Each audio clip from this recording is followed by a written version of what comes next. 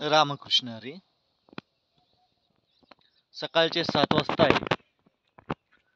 कार्तिक मासातील पवित्र काकड आरती आणि पूजा करून शाळेत जाण्या अगोदर शेतातील सुरू असलेल्या मका सोंगणीस हातभार म्हणून एक मक्याची सरी सोंगतो आणि नंतर कर्तव्यावर जातो.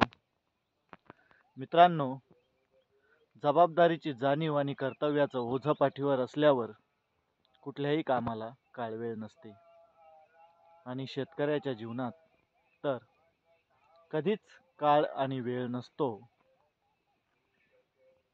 चला, मी करतोय मका सोंगणी.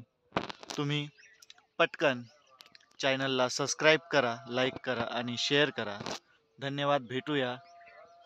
रामकृष्ण हरी. रामकृष्ण हरी.